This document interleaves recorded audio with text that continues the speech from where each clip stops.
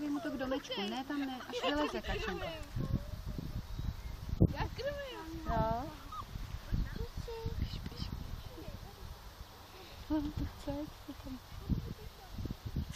Kolik máš těch piškotů, Týno? Pozor, dělá na tebe. Kačko, před tebou v díře, hele. On se bojí, ale musíš ho nechat vylít. Je to zaletí do díry. Ale tady byl boty. Fuj, jsem se lekal, normálně to chtěl. Mě šáhnul na botu. Jsem se lekal otočil. Já na ně nebudu slepý. Tady je taky v díře za tebou. Metr. On chce totiž jabko, no. Hele, mami, už ke mně jde. Kluci, koukejte. To nesmíš dělat, to nesmíš dělat. Oni se bojí toho zvuku. Tenhle se mě pozná. Vlastní oči. Tenhle ten taky. Ty kousnul. On se na mě pověsil. A vzal mi pišku. Teď můžu si vzít taky jabko. Never mi ho celý.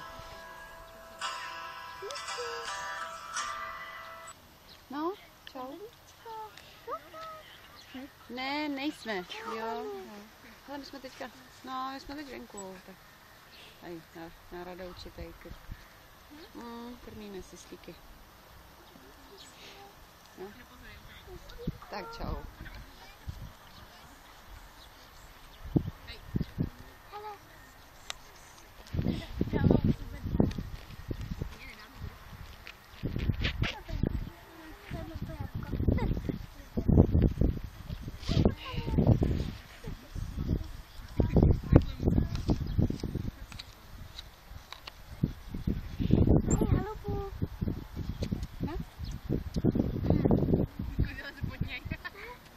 Mami, on se bojí Betty. Tak potichu, ne ticho. Koukej, už zase vylez, Kačko.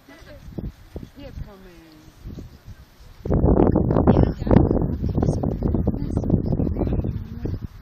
Hele, jak hezky, koukej.